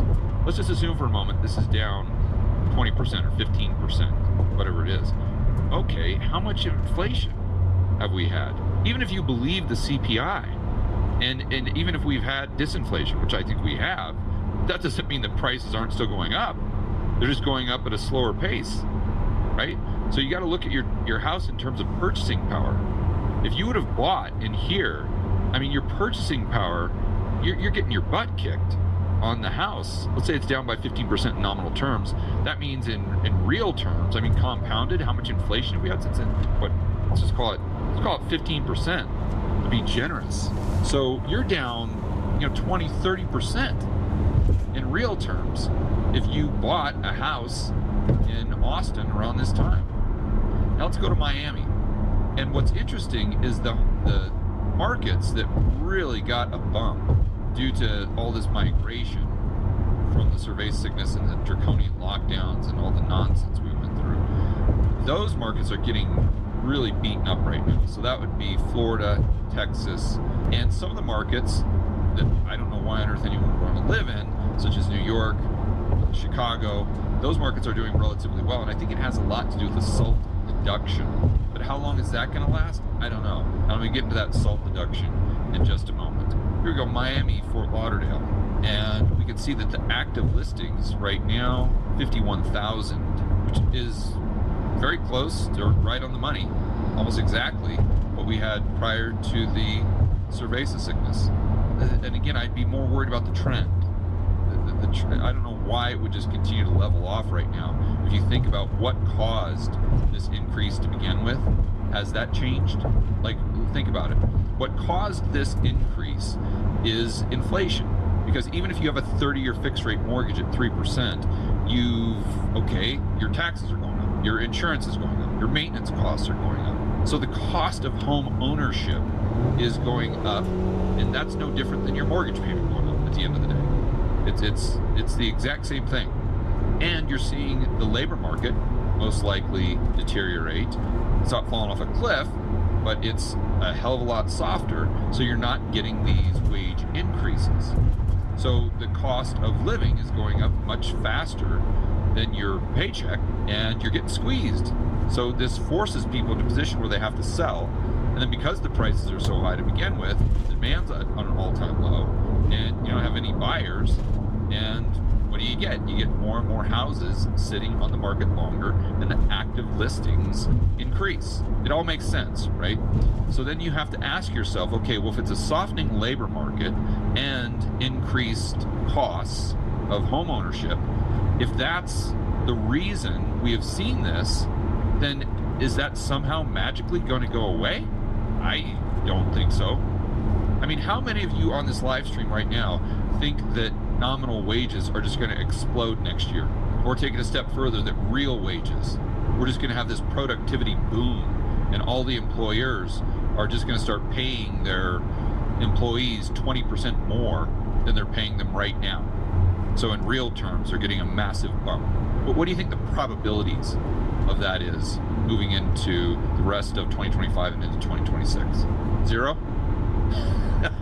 I would say there are no certainties, right? But I would say the probability is as close to zero as you get. I think most people on this live stream would probably agree. Okay, so we know it's not going to come from wages. We're not going to get massive purchasing power from real income going up.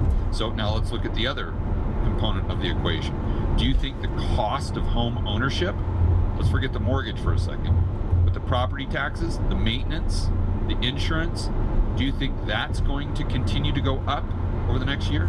I think the majority of you would say yes, absolutely. I'd give that 99.9% chance. So then what you're saying is that everything that created this trend in quote unquote supply is likely going to continue.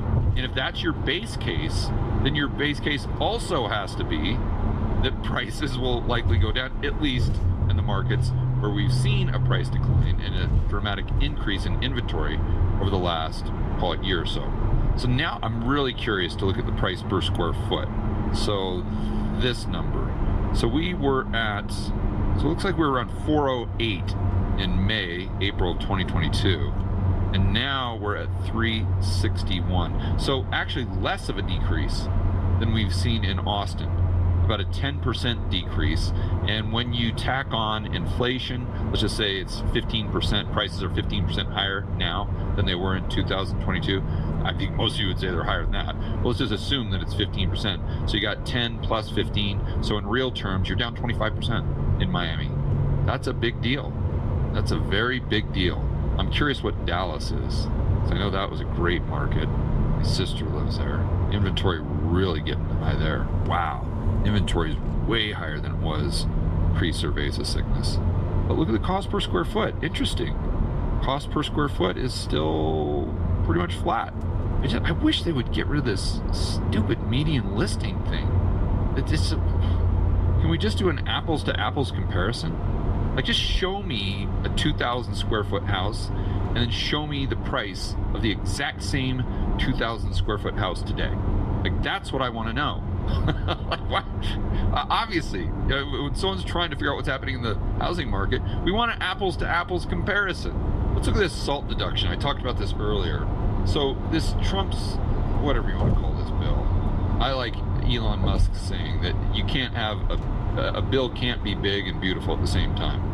I think that's well said. Well said, Elon. Don't agree with him on everything, but I sure agree with him on that one. But anyway, it passes SALT deduction limit of 40,000. So as I understand this, what it was is 10,000. So let's say you pay $20,000 a year in property taxes.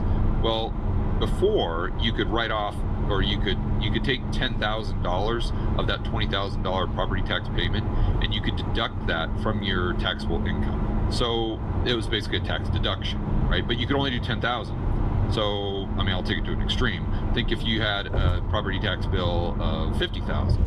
Okay, well, you can only write off 10, so that's basically a tax you're paying, and it's not tax deductible on 40 grand of that. So this really hurt people in Texas. It hurt people in New Jersey. I think the property taxes are astronomical. I would believe property taxes are high in Illinois, your Chicago area. So these areas really were hurt from that. So by Trump increasing this to 40,000, now you give people a big breather. You're allowing them to keep more of their money, which we should be doing, but you're giving people a big breather, and that there isn't as much of an incentive for them to move when you look at it strictly through the lens of these property taxes. So this could be a big tailwind, because let's go back to this site, realtor.com. So these numbers on the right they have to be year over year. So we can see in Atlanta down about 0.1, Austin, like we said, down 4.5, but Baltimore up 7. So when you look at this, you definitely have a mixed bag, but you can see at least 50% of the top 50 metros have a negative number there. At least 50%. We got Miami down 4.7. Nope, we got Sacramento down 4.8. That's the biggest. Oh, yeah, I think that's the biggest one. A 4.8 decline. Oh, no. Look at that. Jeez, Cincinnati down 6.3. Jeez. But the point is, you've got some markets that are up. I would say, if I'm eyeballing it, I'd say maybe 60% down, 40% up, something like that. But the main takeaway here is, overall, we're starting to see this. We're starting to see the cracks in the dam, so to speak. And when you adjust for inflation, it's way worse in terms of purchasing power. And you've just got to ask yourself, when does this trend stop and reverse? And why would it reverse? And even if you want to say, well, if Jerome Powell drops interest rates down to 1%, now everyone can go ahead and buy a home, and the price will come down, at least the monthly payment. Right, but what does that tell you about the overall labor market? If Jerome Powell drops to 1%, that means the labor market has fallen off a cliff. And I would argue there's probably less demand for housing in that environment than there is right now with Fed funds at 4.25. So it's really all about the labor market, and it's all about these trends and asking yourself if the trends in the economic data and the trends in the prices of, or the cost of home ownership going up outside of a mortgage payment, is that going to continue? Is that going to stop? Is that going to reverse? And I totally see a scenario where we could miss a recession, but I don't see a scenario where real wages explode and the cost of home ownership outside of a mortgage goes down. Then the bottom line is, obviously this is something we've got to pay attention to. Why? Because this dramatically impacts the purchasing power of the average American, because so much of their net worth is in their home, and that net worth at the end of the day is purchasing power. It's purchasing power, whether it's, it gives them the ability to purchase more in the future, let's say, more or less, right? And I think it has a huge psychological component there as well, where if... Yeah, I gotta pause this so I can see what the hell I'm doing.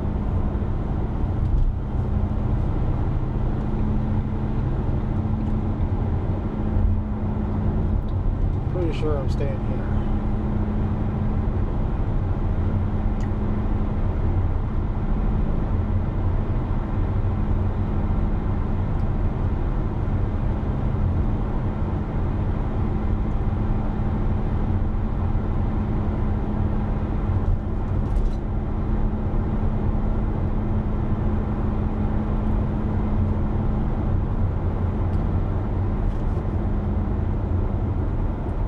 Looks like I might have taken the wrong one.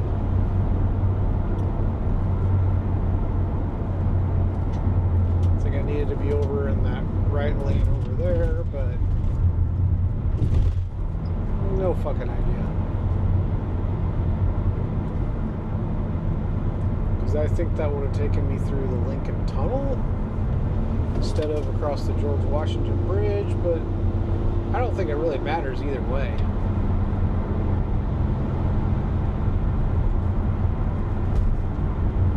Even over there on the right it says 95 North, George Washington Bridge, so fuck if I know.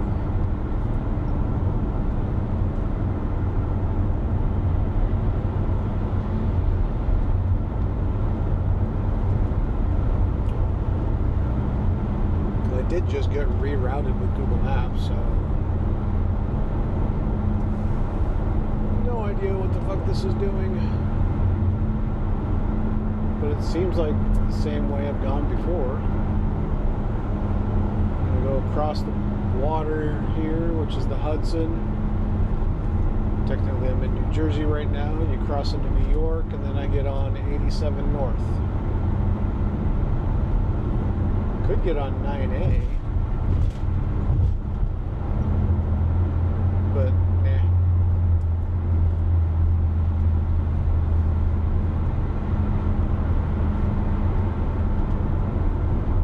Taking the keyboard off the tablet actually has seemed to fix the screen doing weird shit.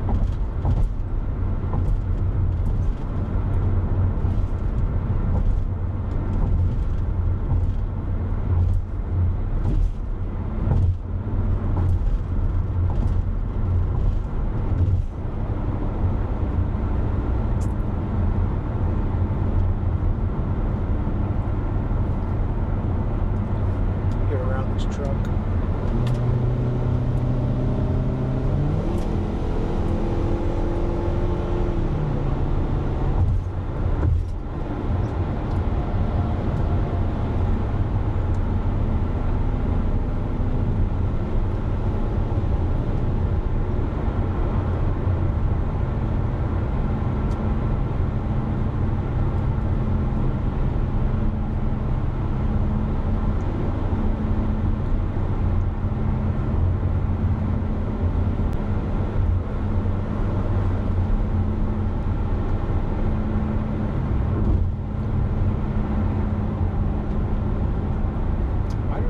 Go that way.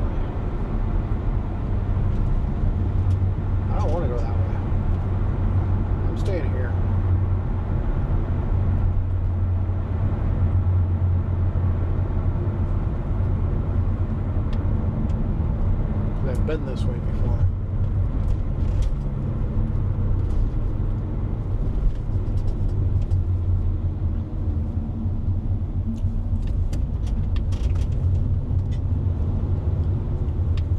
Ah, goddamn fucking truck.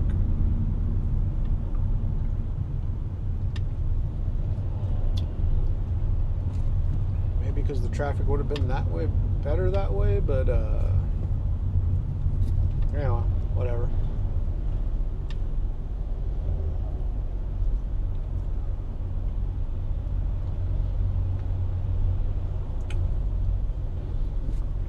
What a nice view.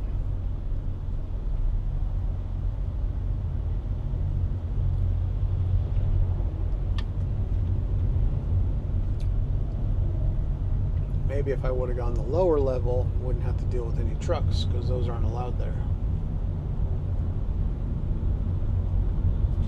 Yeah, I think it wanted me to go this way because the traffic isn't as bad, or the other way, but oh well, too late.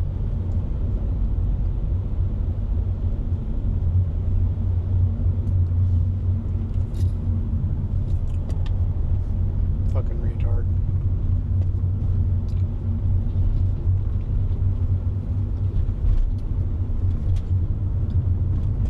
But I don't think I've ever done the upper level, so something new.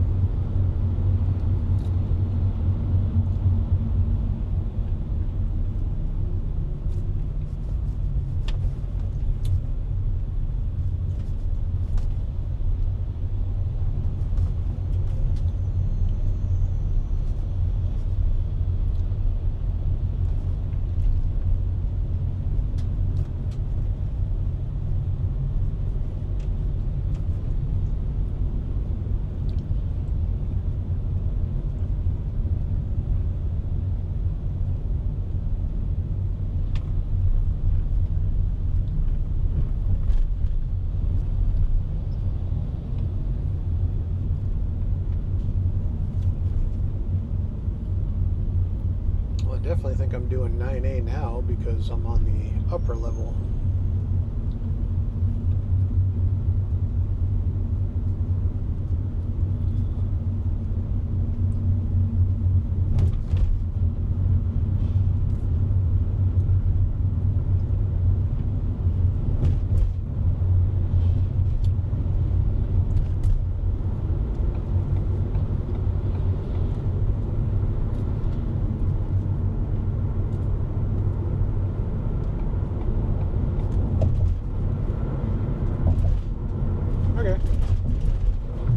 Yay, neat. The upper level of the George Washington Bridge. Whoopity-doo. But at least I'm all the way over. For the exit, I need to get off in 0.8 miles. So once I cross the bridge. Who texted me?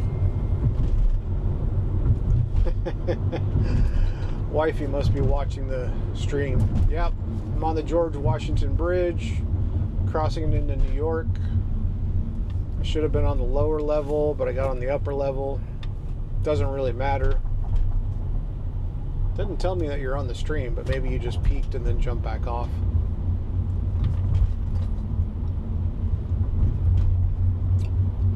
Happy, happy, joy, joy. I don't have any rubber nipples to play with.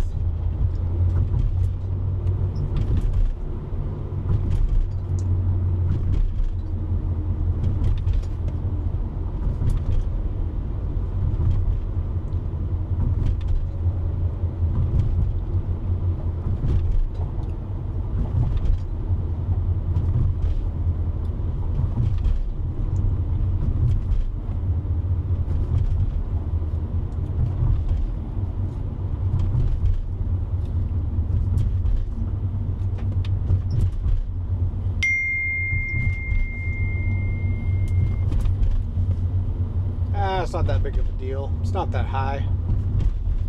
Bridges are no biggie. Traffic sucks though. It is what it is. It's New York. Once I get through this crap, then I've got 2 hours and 18 minutes to go. I already got my hotel booked. Need to find a grocery store.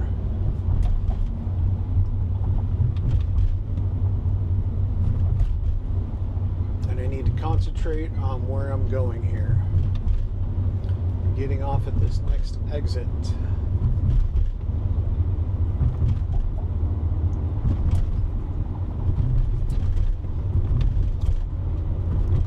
And with that lane being closed, what kind of bullshit is this going to be?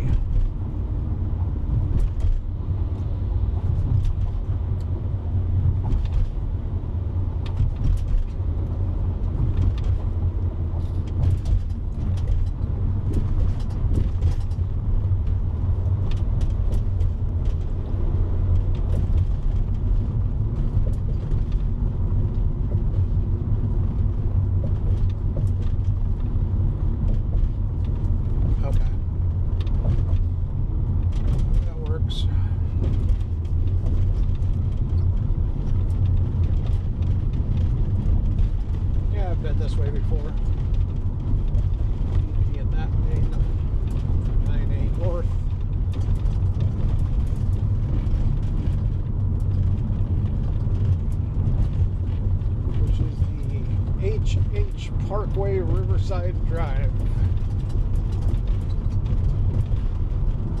Nice and bumpy road.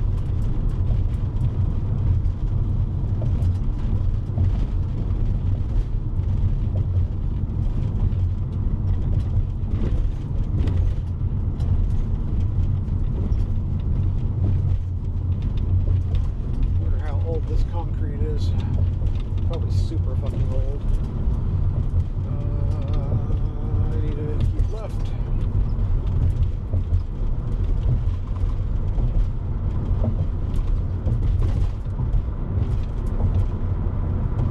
Alright, through that bullshit.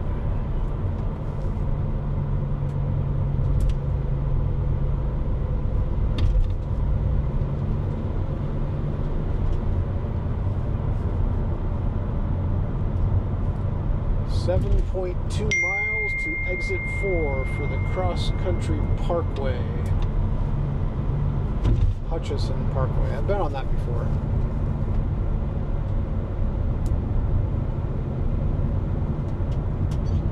Hi Connor, how you doing?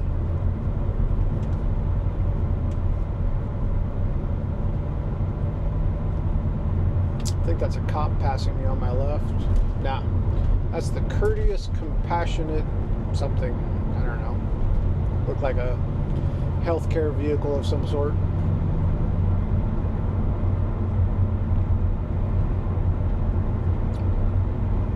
Since you're watching, how does the audio sound? That is, if you're still watching.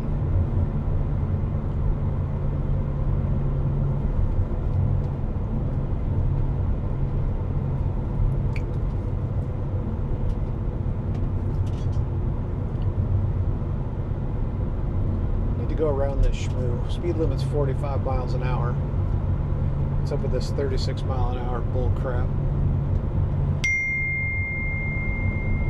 Cool.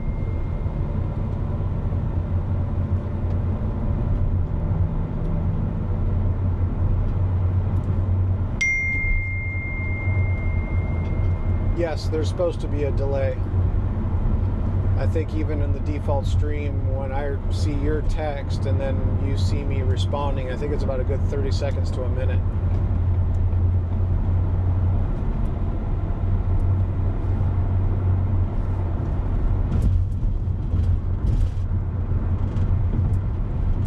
Now I'm going to go across the Henry Hudson Bridge.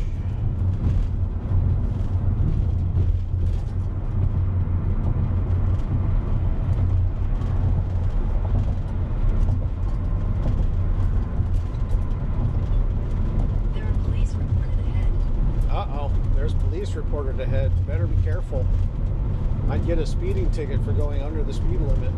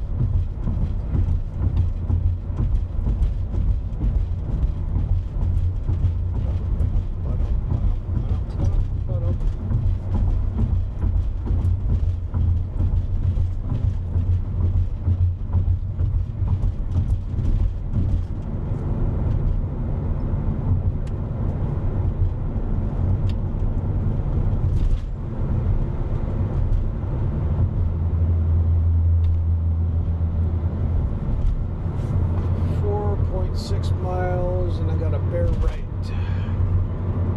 Yeah, I've driven through here before.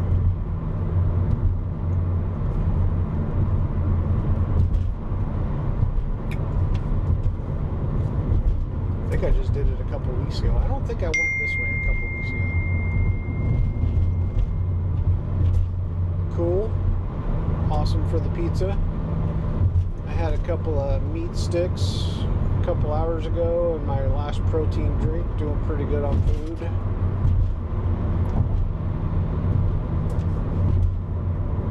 Got gas too. Technically I can probably... That doesn't make any sense. Make it the rest of the way without getting gas. But it says I only have 88 miles to go. But it's going to take me 2 hours and 11 minutes to get there. And again, it's not surprising because being New York and Connecticut and all that traffic and crap.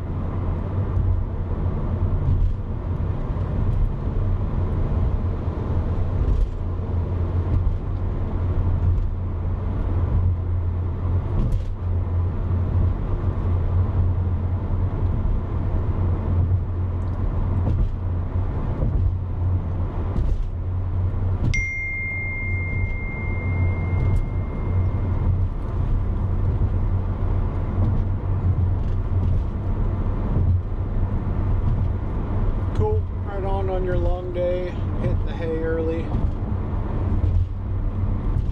I should be up, well, since I don't have to be there till 9, I probably still set my alarm for 6, but maybe I'll be coherent by around 7. I don't really have to get up at 6, but I'll just keep the same schedule. That way I don't have to rush, drink coffee, whatever. I imagine I'm going to at least be at this dealer for 3 to 4 hours, so I already booked the hotel for 2 nights.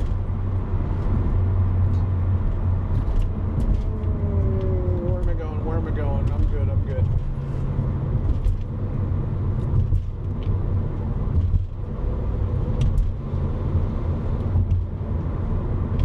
Then I may make tomorrow afternoon just a catch up on email. No, I did not drink the iced coffee because my last stop that I made was around 3 o'clock and that probably would have been too late, so I kept it. That way I can have it because it's in the fridge, so it'll be good. It's in that aluminum bottle.